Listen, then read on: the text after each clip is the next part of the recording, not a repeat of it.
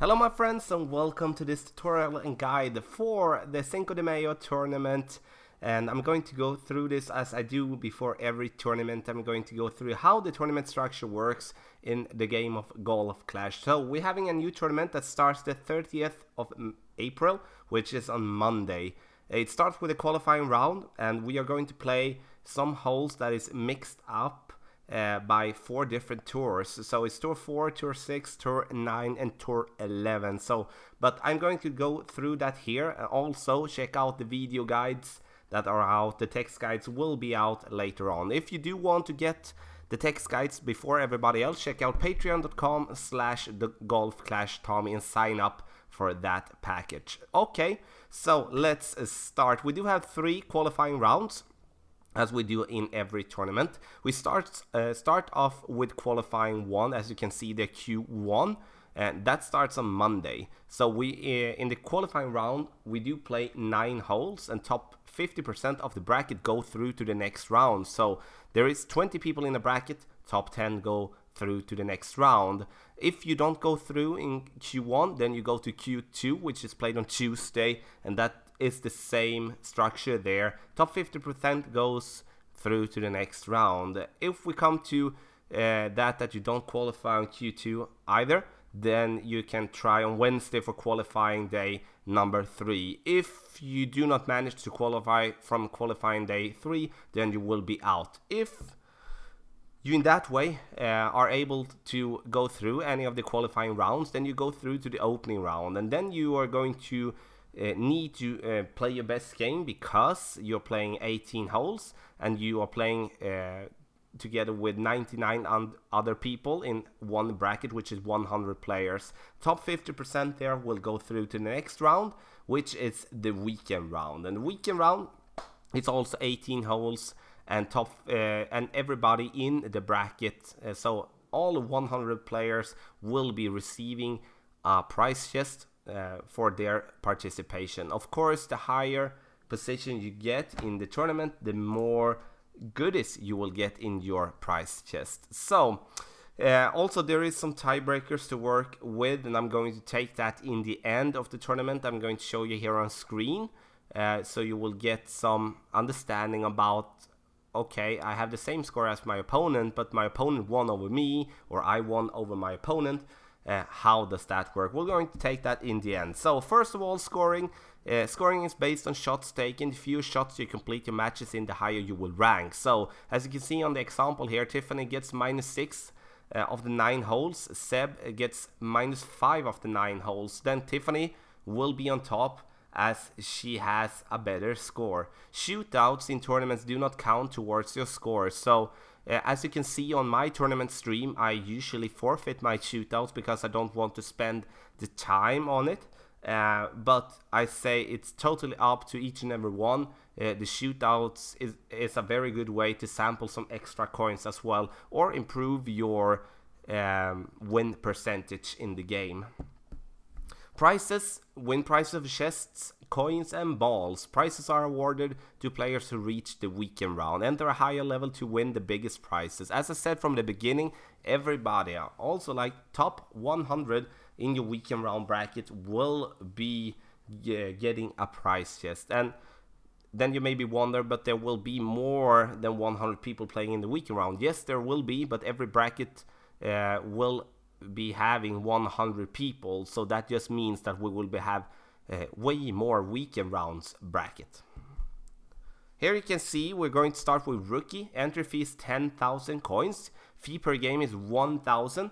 Winnings per game is a double 2,000. You will be able to win some kingmakers for top 3 positions, otherwise it's titans. Also some navigators and quasars here, and also marlins in the end. And when it comes to rookie, it will cost you in a total of 19,000 coins to play the entry fee, combined with 9 holes in the qualifying round. So 19,000 is the coin level that you at least need to have to be able to play all the games, if you will be losing all the games in the qualifying round. Pro Division, we multiply it with 10, which is entry fee 100,000, fee per game 10,000, and winnings per game is 20,000. Here you can see there is an increase with cards, also with balls. So more kingmakers, more titans for many more positions as well. There are kingmakers all down to top 25.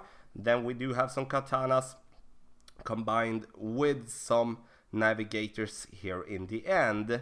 Also, as I said, the cards do increase and you will be able to get some good cards to your clubs. Also, we do increase in coins, winning coins as well. We go up to expert and we multiply it again with 10. It's 1 million in entry fee. Fee per game is 100,000. Winnings per game is 200,000. As you can see, everything increases in the price chest as well. The first price chest there is very good.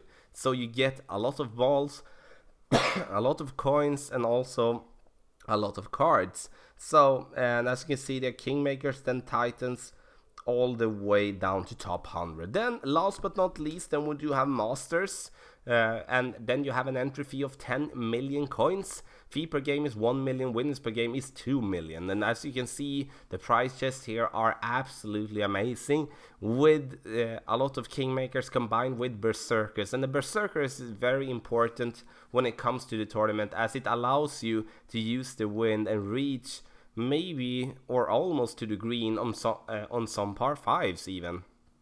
And as you can see, the cards will definitely help you build up your bag with the clubs that you do have. So as you can see, that we will be winning berserkers all the way through, and that will be a really good help. So I'm going to go through the tiebreakers here. So we're going to go into help, go to tournaments, and then we do go to what happens if I have the same score as someone else in my tournament. So that is a good question. So as you can see, if 2 or more players have the same score, then the following break rules are applied. First, we start with the qualification round or the qualifying round. Rule number 1, number of completed tournament matches. The more matches completed during qualification, the better. So if I play 9 holes, all the 9 holes in the qualifying round, my opponent do have a better score than I have, but only play 8 holes, then I will be on top. Number of impressive scores is rule number 2.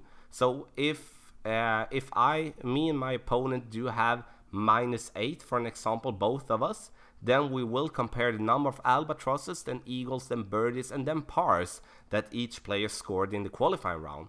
Players that are still tied after these rules will share the position, which could mean that if the person that may be placing the 10th position in the qualifying bracket has the same score all the way through with the tiebreaker rules with players number 11, number 12, then top 12 will go through to the opening round. When we come to the opening round, then there is a lot 2 more rules to apply for. First of all, we check rule number 1, which is a qualifying round score that will be compared. Lower the better. So if I do have -20 in my opening round, my opponent has a -20, then we check the qualifying round. So if I have -8 in my qualifying round, my opponent has -7, then I will go through, as I do have a better score in my qualifying round. Rule number 2, number of completed tournament matches. The more matches completed during the tournament, the better. And that we already know how that will work. Rule number 3, a number of impressive scores. We will compare the number of albatrosses, then eagles, and birds, and pars, each player score in the opening round. So first we check impressive scores in the opening round. If that is still the same, then we check impressive score as to rule number 4 for the qualifying round. And again, if you're still tied after these rules, then you will share the position and go through to the opening round as well. Weekend round, rule number 1, and first of all we check the opening round score. So again, if I do have the same score as my opponent in the weekend round, and then I have -20 in the opening round, my opponent has -19, then I will be on top. If that is still the same, and then we check the qualifying round as rule number 3, and the person that has the best score there will go through to the next round.